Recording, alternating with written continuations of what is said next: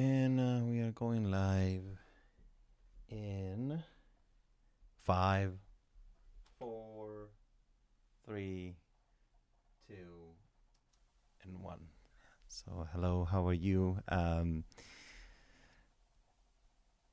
Welcome to episode number 13. Today is January 13th. So, this is the 13th episode of this live vlog. And welcome. So, good evening. And here I am with another show. And today I have a few things I want to talk about. And I'm sorry for that blip. I actually went on my OSD. It's a called OSD. Anyway, the software that allows you to stream. I went to this camera first, so that's kind of a mistake, but a technical mistake. And today, I wanted to talk about a few things. The first thing I'm going to tell you is about my day, because very briefly about my day, because that makes it kind of a part of the blog, the vlog. And now today was Sunday, just a regular day. Nothing much happened. Brianna and I, we went to Sanape Harbor. We went for a walk, took some pictures. We played with the snow. We did a live 360 video feed to Facebook, and it was very short.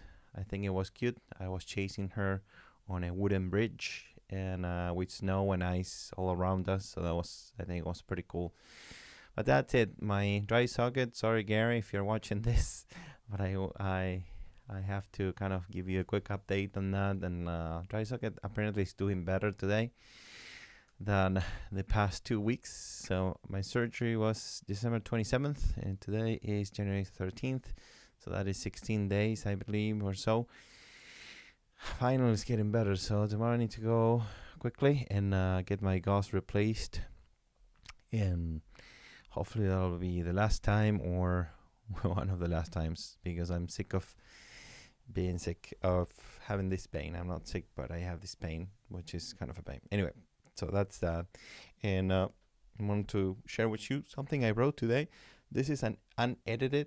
Just want to warn you that I added to my notes from my second book, which I will probably one day release in a few years, maybe, because it's not something I'm currently working actively. I'm just taking notes, and one day I'll put it together and write the full book like I did with Masterplan Your Success.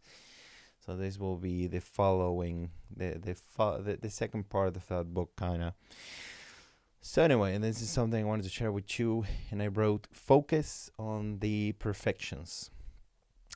To appreciate what you have, the more time you spend with someone, the more you focus on his or her imperfections. That leads you to underappreciate that person, and sometimes even losing that person. It is often when we lose somebody that we start remembering their perfections, or better said, their good things. So I'm not talking about an abusive friend or significant other, or family member. No, I'm not talking about that. I'm talking when you have a good relationship with somebody, especially with your spouse, because you spend most of your time with her or with him.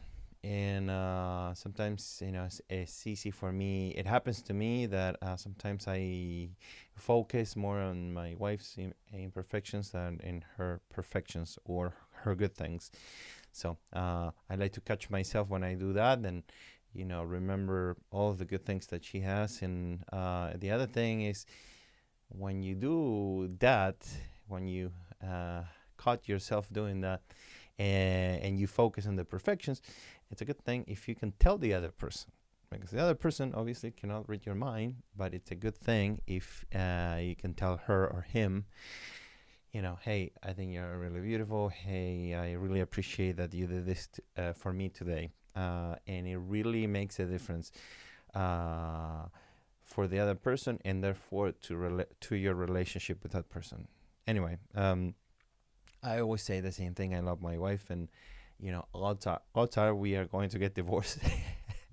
Not that I want to get divorced, not that she wants to get divorced, but I mean, most people get divorced. So I'm not one of those that swears, oh, the love of your life and you're gonna be there together. No, I hope we will, but you never know. At any rate, what I'm saying is like with any significant other, just appreciate them every time you can, and hopefully they will do the same to you if they're not doing that to you. But typically, when I say something nice to my wife, she will say to me, "Oh, yeah, thank you, I love you too," and "Oh, thank you for doing this," whatever. So anyway, so that out of the way, I'm gonna go to my book, Masterplan Your Success. I'm gonna read you a few things out of it. Here's the book. Here's my book, Masterplan Your Success. You can find it on Amazon, and the other one, Princely Chess, is also on Amazon if you want to take a look. And this is kind of, it's kind of an interpretation of winning. I'm not saying that I'm right about this. I'm just saying this is what I wrote about winning and what winning means, right? So anyway, I wrote, born to win. We're all born to win. We have no choice other than winning in order to survive. And we become winning machines. Yes, we fail, but we don't stop until we win. And we succeed. We always do. Some of us may end up with more bruises than others, but we all win, as we'll learn in the next chapter. To be honest with you, I have no idea what I wrote in the next chapter or what I'm referring to. That's being honest with you. I wrote this book 3 years ago. I don't remember specifically about that section. Anyway, and under that, there is a quote that says, not my quote, but I'll tell you from who. It says, when you believe a thing, believe it all the way, implicitly and unquestionably. And that was Walt Disney. Okay? All right. So if you have any thoughts about that, I would love to know what you think, and we can talk about that. That'll be great. Leave me your comment on the comments below, and we can talk about that. I can reply to you tomorrow. So the quote on my book is one of the quotes on my book. Again, in the back side of my book, there are 236 quotes, personal quotes that I wrote over the years. And this is one of them. It says, losers wait for luck, winners make their own. Right? So anyway, a lot of these concepts are not new. I also wanted to tell you that these are things I learned, and these are my observations in life about life in general. So, that quote is very generic on a way.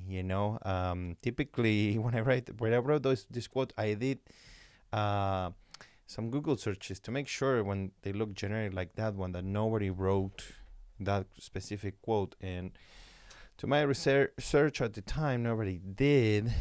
Maybe there is somebody who wrote something very similar that means the same thing. So it wasn't intentional, but many of these type of books, self-help or self-improvement books, they share many of the same concepts. So anyway, I think that's it for tonight. Have a wonderful night. Have a wonderful beginning of the week. Tomorrow is Monday, and so yeah, I start with my job too, because I need to take care of the girls when my wife goes to a regular job. So I'm a stay-at-home dad, but still I need to wake up when she leaves and make sure the girls are okay. And if they're sleeping a little more, I stay with them, sleep a little more. But I need to wake up when they wake up and take care of them. So it's a job too, believe it or not. Some people think, no, that's not a job. Yes, it's a job, and sometimes it's very difficult, especially having to take care of two young girls, 3.5 and a year old. But anyway, it is the best job in the world. Obviously, I'm taking care of my own girls, and it's a great thing. After working for 12 years in corporate America in IT, it's a great period of my life being with my daughter. So I feel pretty lucky and happy about that. Anyway, without further ado, have a wonderful night, and I will see you guys tomorrow. And if you like this video, please give it a like, subscribe to my channel if you haven't done so, and if you want notifications, hit that bell. And if you have any questions, please leave them in comments below, and I will do my best to answer them as soon as possible. Typically, the next day, the next show, I will answer them live. And till tomorrow night, guys, thank you so much again for watching. I really appreciate it, and have a good night.